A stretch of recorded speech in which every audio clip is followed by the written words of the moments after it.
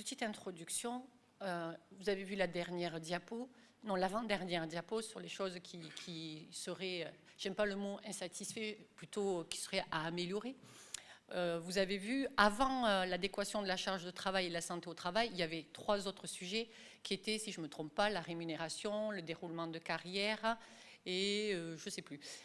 Si on a fait le choix d'échanger avec vous aujourd'hui sur la santé au travail et sur la charge de travail, c'est parce qu'on a voulu choisir des sujets sur lesquels, au jour d'aujourd'hui, on pouvait avoir tous ensemble une zone d'influence, ce qui n'était pas forcément le cas sur les 3 premiers sujets au vu du contexte actuel. Voilà, on a fait ce choix parce qu'on aurait pu choisir les 3 autres sujets. On a fait le choix de choisir la charge de travail et la santé au travail, voilà. Et les autres sujets, peut-être qu'on les traitera sur un autre temps. Est-ce que je peux avoir mon diapo? Voilà. Donc, ce que je voulais commencer à faire, c'est que souvent, quand on parle de charge de travail, on entend beaucoup d'idées reçues, finalement. La première qu'on entend, enfin, il n'y a pas d'ordre, mais une qu'on entend, c'est qu'il faut que les travailleurs apprennent à mieux gérer leur charge de travail et à ne pas faire de surqualité. Ça, on l'entend régulièrement. Que le problème de charge de travail se pose quand il y en a trop, ben, bien sûr. Que si on veut de l'autonomie dans son travail, on doit gérer sa charge. Qu'il y aura toujours des personnes débordées et d'autres qui savent mieux gérer leur temps. Ça, je crois que ça arrive en top 1. Que la charge de travail, c'est subjectif, ça dépend des gens, donc c'est différent à réguler, difficile à réguler. Que c'est uniquement au manager de réguler la charge de travail. Et l'idée, donc, là, des 10 minutes que j'ai, c'est justement de vous donner quelques ressources pour finalement pouvoir répondre à ces idées reçues.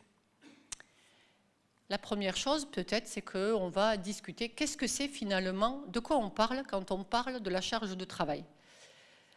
La notion de charge de travail, souvent, on l'entend par la quantité de travail. Sauf que ce n'est pas que ça. Pour la définir plus justement, c'est l'ensemble des sollicitations requises pour réaliser une tâche ou une mission. Vous allez voir par la suite de quoi on parle. La charge de travail, elle peut être d'ordre physique, mental ou émotionnel. Donc là, déjà, on voit qu'il ne s'agit pas que de la quantité. C'est un ensemble de choses. La charge physique, en général, ça parle à tout le monde. C'est la sollicitation du corps pour faire des mouvements, pour faire une mission ou une tâche. Celle-là, en général, tout le monde la connaît et la côtoie au quotidien. La charge mentale, tout le monde n'en est pas forcément conscience. De quoi il s'agit? Souvent, on parlait de charge mentale dans la sphère privée. Et puis, depuis quelques années, on en parle dans le domaine professionnel.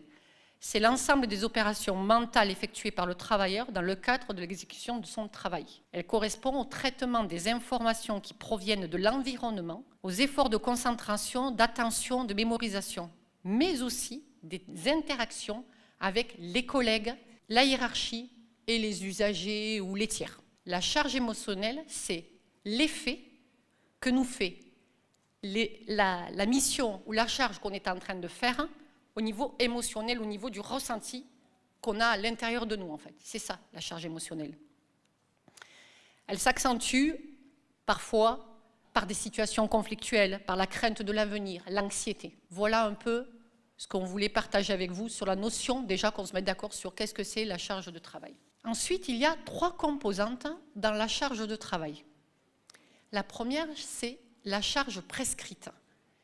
La charge prescrite, finalement, c'est ce que vous avez dans votre fiche de mission. Vous allez me dire, ah, j'en ai pas. Bon, en théorie, ce que vous avez dans votre fiche de mission, c'est-à-dire ce pourquoi vous avez été embauché, ce qu'on vous demande de faire de façon formelle ou informelle. On va retrouver les dimensions, les objectifs fixés par souvent l'entretien annuel, les attentes exprimées, les consignes à respecter, les prescriptions managériales, les outils et les moyens à disposition. Il s'agit de manière générale tout ce qui est prévu de réaliser. Sauf que ce n'est pas si simple que ça, parce qu'une fois que vous avez la prescription, il y a la charge réelle. Et la charge réelle, c'est la charge qui est effectuée par le travailleur pour réaliser toutes les missions qui lui sont demandées. Souvent, il y a de nombreuses tâches invisibles qui rendent le travail réel plus conséquent que la prescription. pour faire face à des imprévus, des pannes, des dysfonctionnements, du manque de matériel, mais aussi pour faire face à des régulations, des absences, du manque de personnel, des réorganisations de services en cours, des adaptations de procédures, enfin, le quotidien, quoi. Mais il y a une troisième composante de tout ça, pour simplifier la chose, bien entendu, c'est la charge vécue. Parce que c'est pour ça qu'on vous disait tout à l'heure que le sentiment de charge de travail n'est pas la même pour chacun. La charge vécue, c'est ce que vous ressentez, vous. C'est votre point de vue sur ce qu'on vous demande de faire, le sens que vous donnez à votre travail, les émotions que vous ressentez quand vous le faites, ce que vous avez vécu dans la journée. Et tout ça, ça se combine avec la charge prescrite et avec la charge réelle. Donc ce n'est pas si simple que ça, que de réguler une charge de travail, puisqu'il faut tenir compte de ces trois composantes. Mais depuis quelques années, on parle dans la fonction publique de charge de travail. Je fais exprès de dire charge de travail et pas surcharge. Parce que pour évaluer la surcharge, il faut faire une évaluation. Enfin, pour évaluer, il faut faire une évaluation. Il faut faire une analyse. Là, on n'est que pour expliquer ce que c'est la charge de travail. On évoque la charge de travail pour différentes raisons. On en parle par l'intensification du travail. C'est-à-dire que depuis une dizaine d'années, les travailleurs doivent souvent faire plus dans le même temps, combiner plusieurs activités, travailler en interdépendance. Et ça, ce sont des données que je n'ai pas sorties de mon chapeau. Hein. Elles viennent du ministère du Travail et elles sont valables pour les agents de la fonction publique et pour le secteur privé. D'accord ? Ensuite, il y a la fréquence des transformations des organisations qui peuvent fragiliser les repères et les modes de régulation de charges. Depuis une dizaine d'années, les collectivités sont confrontées à des budgets de plus en plus serrés. Donc, qui n'a pas vécu des réorganisations de services ? Parfois, on en a même vécu plus 2, 3 en 10 ans.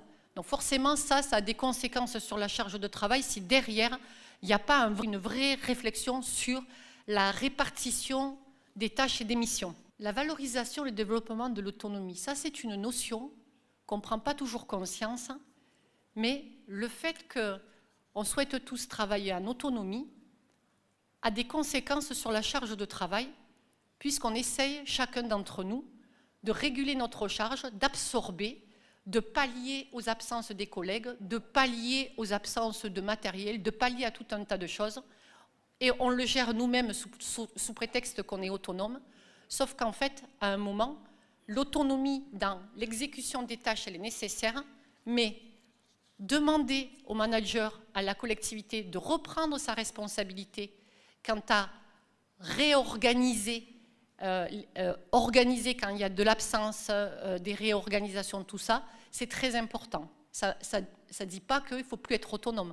Il faut être autonome pour l'exécution des tâches, mais pour l'organisation, c'est bien qu'à un moment, il y ait une prise de conscience du service, du collectif, et ça ne peut pas poser que sur 1, 2, 3 agents ou celui qui a décidé qu'il allait se débrouiller tout seul. Ensuite, il y a l'incontournable, les évolutions numériques et le développement du travail à distance qui ont eu des impacts, qui peuvent avoir des impacts sur la charge de travail. La diminution des temps de repos avec la possibilité d'être joignable en permanence. Voilà. La charge induite par l'immédiateté des réponses attendues ou imposées. L'augmentation des risques d'isolement. Le sentiment, c'est un mot que j'aime pas, mais on l'appelle comme ça, de flicage, lié à la traçabilité, au chiffrage de nombreuses données. De plus en plus, depuis 4-5 ans, on nous demande de remplir des tableaux de suivi, on passe beaucoup de temps à mettre des données sur des tableaux, et du coup, ça aussi, ça n'a pas été quantifié, ça prend de la charge de travail. Vous allez me dire tout ça, mais qu'est-ce qu'on peut faire? Mais on peut faire des choses, chacun à notre niveau. La première chose à faire, c'est connaître les indicateurs pour prendre conscience qu'à un moment, il y a un problème. Et ce schéma, je trouvais qu'il le représentait bien, c'est-à-dire qu'il y a des indicateurs qui appartiennent aux agents et il y a des indicateurs qui appartiennent aux managers et aux collectivités. Vous inquiétez pas, je vois que vous sortez vos téléphones, j'avais prévu de vous le dire à la fin. Dans vos petits sacs de bienvenue, on vous a fait un petit livret qui reprend tout ce que je vous dis, puisque l'idée, ce n'était pas que vous l'appreniez par cœur, ce que je vous disais là, mais c'est que vraiment, à la fin de la matinée, vous puissiez vous questionner sur votre charge de travail et que vous ayez quelques références et quelques outils pour pouvoir voir où vous en êtes et qu'est-ce que vous pouvez faire à votre niveau. Donc là, vous voyez, vous avez un tas d'indicateurs et vous voyez qu'il y a un système de couleurs. Si vous êtes au jaune, ça va. Si vous êtes au rouge, ben, alerte rouge. Voilà. Donc, je ne vais pas tout vous les décrire hein, parce que vous allez avoir le temps de les analyser, de regarder un petit peu tout ça. Je voulais ensuite vous parler, parce que c'est deux choses différentes. Là, la diapo qu'on vient de voir, c'est sur les indicateurs, c'est-à-dire se situer sur où on en est avec sa charge de travail. Et ensuite, il y a, bon, une fois qu'on s'est dit tout ça, c'est bien, mais qu'est-ce qu'on fait? On ne va pas appeler la fée clochette. Donc, je vous ai fait un petit tableau que vous allez retrouver aussi un peu plus détaillé dans le document que vous avez, où chacun, c'est-à-dire au niveau individuel, au niveau du management, au niveau de l'employeur, chacun peut avoir des pistes de prévention et de régulation. Puisque l'idée qu'on porte à la CFDT, c'est de ne pas attendre d'être en surcharge. Donc l'idée, c'est de commencer à se questionner sur ça. Donc vous voyez, au niveau individuel, la première chose qu'on a mis, c'est se former, parce qu'il existe des formations pour apprendre à gérer son travail, gérer son temps, gérer ses tâches, prioriser. Il y a tout un tas de formations qui existent. La deuxième chose, c'est organiser son travail différemment. En parler entre collègues, parler avec son manager de la charge de travail, c'est un sujet qui ne doit pas être tabou. Ce n'est pas parce qu'on se sent parfois en surcharge que ça veut dire qu'on n'est pas bon, ça ne remet pas en question qui on est. Se poser des limites. Parce qu'avant d'être à la fédération, j'étais aussi sur le terrain. Et souvent, les agents me disaient, mais en fait, moi je suis débordée, mais je ne sais pas comment faire. Bah, déjà, peut-être qu'à un moment, il faut savoir dire non. Ou peut-être, là je ne peux pas, mais peut-être je peux, mais demain. Il faut se poser des limites. On ne peut pas absorber. À un moment, si on absorbe trop, on se retrouve dans le tableau d'avant en zone rouge. Et puis après, en arrêt de travail, potentiellement. Il faut oser relativiser l'imperfection. Eh oui, parce que dans la fonction publique, comme ailleurs probablement, mais dans la fonction publique, on a le sens du service public et souvent, on entend des agents, je suis obligé de faire ça. Parce que pour les usagers, oui, peut-être qu'on peut faire un peu moins bien et puis c'est pas si grave finalement, plutôt que de finalement vouloir faire autant qu'avant avec moins de moyens. Alerter son manager. Il n'y a pas de honte à aller voir son manager. Et quand je dis alerter, c'est pas en discuter de façon informelle au café ou dans le couloir. Parce que même vous, quand on vous demande quelque chose dans un couloir, ça passe par un endroit, ça ressort de l'autre côté. L'idée, c'est demander à son manager, voilà, là, je voudrais te voir parce que là, ça va plus. Enfin, ça va plus, non, on va pas commencer comme ça, mais voilà, je voudrais te voir parce que j'ai des questions, je voudrais voir comment je pourrais faire, est-ce que tu pourrais m'aiguiller, m'aider à prioriser, etc. C'est pas une honte que d'aller questionner. Restez vigilant aux indicateurs. Alors, je ne vous dis pas de sortir le tableau tous les matins, de regarder si je suis en vert ou si je suis en rouge, mais de temps en temps, se faire un petit bilan. Moi, récemment, je touchais plus terre. Je me suis dit, peut-être que je devrais appliquer les conseils que je préconise. Je me suis posé une matinée. Je me suis dit, alors, de tout ce que je dois faire, est-ce qu'on me l'a demandé? Il y en a un quart, on ne me l'a pas demandé, en fait. Je le fais parce que c'est une évidence, ou c'est pour rendre service, ou c'est parce qu'on me l'a demandé dans un couloir que je n'ai pas osé dire non, parce que ma collègue n'était pas là, on me l'a demandé à moi. Donc, il faut se poser régulièrement avec soi-même pour savoir où on en est. Au niveau du management, c'est pareil. Il existe des formations pour aider les managers, parce que souvent, on leur met tout sur le dos. C'est le manager qui n'a pas su, c'est le manager qui ne sait pas. Le manager, pour la CFDT, c'est un agent comme les autres, en fait. C'est aussi un agent. C'est un manager, mais c'est aussi un agent. Il existe des formations aussi pour aider les managers à soutenir leurs équipes dans la régulation de la charge de travail, mais aussi la leur de charge. Parce qu'eux aussi, ils ont une sacrée charge de travail, souvent. Il y a aussi favoriser l'autonomie organisationnelle de son équipe. C'est un peu en lien avec ce que je disais tout à l'heure. Que l'autonomie des agents sur l'exécution des tâches, bien sûr, mais à un moment, il faut se poser tous ensemble et trouver des solutions tous ensemble pour répartir les tâches ou pour réguler ou pour faire remonter qu'il n'y a pas possibilité de régulation et qu'il faut trouver d'autres axes d'amélioration. Organiser des espaces de discussion au travail. Je reviendrai à la fin sur ça. Depuis quelques années, dans le secteur du privé, il a été mis en place des espaces de discussion au travail. Vous allez me dire, mais qu'est-ce que c'est? Encore des réunions de service? Non, pas du tout. Ce n'est pas du tout des réunions de service. C'est des temps où, par service, il va y avoir des temps où on va parler pratico-pratique, ce qui pose problème en termes d'organisation du travail, et on va essayer ensemble de trouver des axes d'amélioration et on les met en pratique, on se met d'accord et on les expérimente. Il y a des formations pour ça aussi. Définir des règles de fonctionnement, parce que souvent dans les services, il y a souvent des procédures. Souvent elles sont dans un classeur, au secrétariat, et puis voilà. L'idée c'est de les faire vivre, de s'y référer, parce que entre ce qu'on vous a demandé et ce que vous faites, il y a tout ce que vous avez eu idée de faire, et peut-être qu'à un moment il faut un peu rectifier la ligne. Et puis ce qui est de la responsabilité du manager, c'est détecter la surcharge. C'est pas facile, hein, mais il peut aussi se référer au tableau des indicateurs. Et puis faire remonter les alertes à la direction, parce que tout n'est pas de la responsabilité du manager. Le manager, il a une équipe à faire tourner, mais au-dessus, la direction lui met des objectifs, des missions à réaliser. Donc à un moment, si ce n'est pas possible, il n'y a pas de honte à aller remonter et dire là, c'est plus possible, on manque de moyens, on manque de bras. Ou alors, il faut revoir la feuille de route et peut-être voir à la baisse certaines missions. De la responsabilité de l'employeur, la première, c'est proposer des formations. Ensuite, il y a assurer, s'assurer, c'est pas assurer, c'est s'assurer que la charge prescrite est bien valide. C'est-à-dire que quand on exécute des fiches de mission, s'assurer qu'elles correspondent bien à un temps plein, qu'elles correspondent bien au temps de travail et aux moyens qu'on y met en face. Et ça, parfois, ce n'est pas le cas.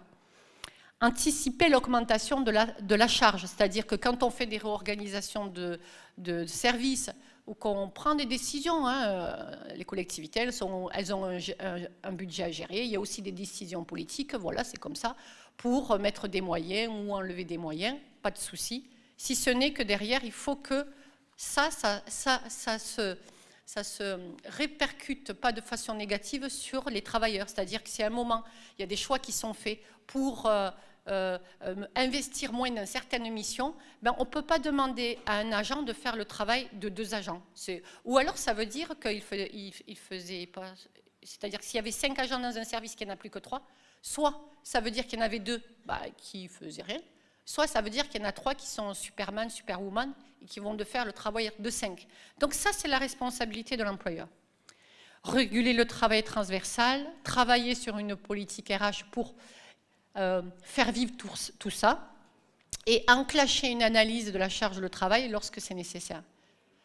On trouvait que c'était important que vous ayez la vision de ce qui était de la responsabilité de chacun. Parce que on est tous acteurs, on devrait tous être acteurs de notre qualité de vie au travail et de nos conditions de travail. Et je trouvais que c'était important de pouvoir vous montrer ce document. Les actions de la CFDT concernant la charge de travail. Prévenir la surcharge de travail implique de réfléchir aux déterminants de la charge de travail raisonnable et équilibrée. Pour cela, la première chose qu'on est en train de mettre en place, c'est aller à la rencontre des travailleurs pour pouvoir échanger avec eux sur qu'est-ce que c'est la charge de travail. Et ça, c'est ce qu'on est en train de faire. Ensuite, on souhaite former nos militants pour qu'ils puissent, lorsqu'ils rencontrent des travailleurs, pouvoir les orienter, les aiguiller, comprendre et les aider à prendre conscience de s'il y a un problème sur la charge de travail. La CFDT aussi s'est engagée depuis quelque temps à proposer aux managers, bien sûr, s'ils sont adhérents, c'est mieux, des actions spécifiques pour les aider à réguler la charge de travail, discuter de leurs problématiques pour gérer des équipes, faire des échanges de pratiques entre pairs. Et puis, une action de la CFDT, la plus importante, c'est faire remonter aux employeurs pour pouvoir engager des négociations dans le cadre d'un accord QVCT pour pouvoir améliorer les conditions de travail. Alors ça ne va pas parler à tout le monde, mais dans la fonction publique, depuis quelques années, on a la possibilité d'engager une négociation d'un accord, ce qui était possible qui est possible dans le privé, mais ce n'est pas un exercice qu'on pratique couramment alors qu'il est possible. Et nous, on est en train de former nos militants pour que de plus en plus on fasse ça. Alors, pour que vous compreniez au niveau des agents, c'est que au jour d'aujourd'hui, tout ce que les organisations syndicales défendent, ça se discute en dialogue social avec les employeurs et après, ça passe dans les instances.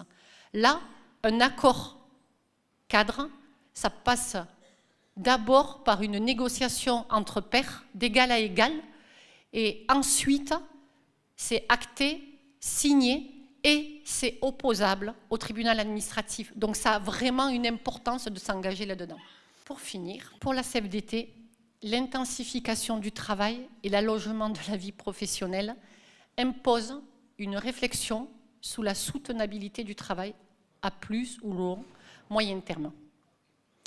Il est également nécessaire d'impliquer les travailleurs dans les transformations à venir, parce qu'il y a tout ce qui concerne l'intelligence artificielle qui va impacter nos conditions de travail, notre charge de travail. Donc ça, c'est très important que les travailleurs puissent être partie prenante de ces sujets-là. La transition écologique aussi, également. Et puis, une des demandes aussi de la CFDT, c'est de renouveler la démocratie au travail en généralisant le dialogue professionnel.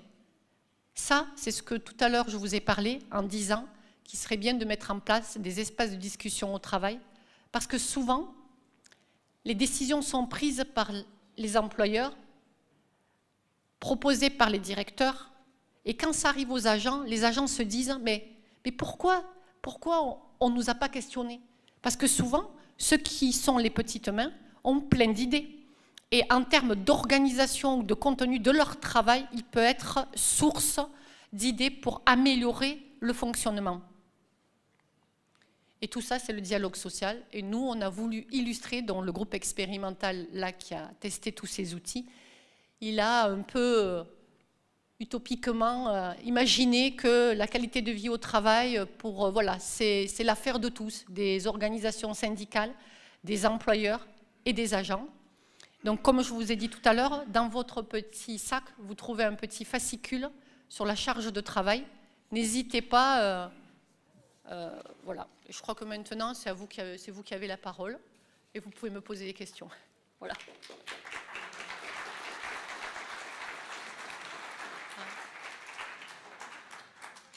Oui, bonjour. Une petite question, Baptiste Archambault, donc je suis délégué syndical et je représente les PMC du 34. Concernant les formations qui peuvent être mises à disposition pour aider la charge de travail. Oui, alors, les formations. Il y a des formations qui sont, dans le cadre de vos activités, vous avez droit à des jours de formation par l'employeur. J'ai regardé un petit peu tout ce qui se faisait. Vous avez des formations CNFPT. Il y en a une qui s'appelle « Organisation et priorisation de son temps de travail ». Je peux en parler parce que je l'ai faite. Et je trouve qu'elle est très bien, parce que moi qui avais le sentiment tout le temps d'être à 100%, finalement, ça m'a aidé à prendre conscience de l'impact que j'avais sur moi-même, sur ma charge de travail. Donc, je vous la conseille fortement. Vous avez aussi des formations qui sont à disposition sur l'ANACT. Alors, on n'a pas forcément l'habitude d'y aller. L'INSET aussi. Et c'est des formations sur l'évaluation de la charge de travail, l'analyse, réguler la charge de travail. Et puis, vous avez aussi des formations pour animer des espaces de discussion au travail. Et au niveau syndical, pour les adhérents, on a aussi des formations pour pouvoir accompagner, là c'est pour le coup pour les militants, pour pouvoir être aidants à évaluer ou à analyser. Voilà tout ce qui existe en termes de formation. Oui, bonjour et merci. Donc oui, je suis là. Ah, je ne voyais pas. Bonjour. Excusez-moi. Vous nous avez parlé beaucoup de charges de travail et des moyens de régulation, mais malheureusement, nous avons beaucoup d'employeurs qui, face à la surcharge de travail, refusent de questionner cette surcharge de travail. Donc dans cette situation, comment fait-on ? Alors là, il faut faire un retour en arrière sur le fameux document où vous aviez les responsabilités de chacun. Vous voyez ? Attends, je ne sais pas si je peux repartir en arrière. Le document où vous aviez au niveau individuel, au niveau du manager et au niveau de l'employeur. Dans le Code du travail, dans le Code général de la fonction publique, eh bien, il est noté que l'employeur a la responsabilité de la santé au travail. De ce fait, on ne peut pas ne pas tenir compte de la santé de ses agents. Après, quand j'ai dit ça, vous allez me dire c'est gentil, mais comment on fait ? La première chose à faire, c'est questionner soi, c'est-à-dire analyser pourquoi on est en surcharge de travail, déjà pour comprendre, parce qu'il y a plusieurs raisons. Soit c'est parce que le travail n'a pas été calibré dès le départ, dès votre arrivée, et que votre charge prescrite, elle ne correspond pas à la charge réelle, soit c'est parce qu'il y a eu des mouvements et puis il y a des postes qui sont non vacants. Et donc du coup, en fonction de la raison, il y a plusieurs actions. Une des actions, c'est déjà, vous, en tant qu'agent, regardez le pourquoi du comment. Et regardez aussi dans votre service, parce que souvent, ce n'est pas vous tout seul qui êtes en surcharge, c'est le service. Regardez ça. Une fois que vous avez fait le point, c'est officiellement demander un entretien avec votre responsable, parce que souvent, ça se fait dans les couloirs. Demandez un entretien à votre responsable pour lui exposer les faits. D'accord ? Et puis, si ça ne remonte pas, il faut faire appel aux organisations syndicales.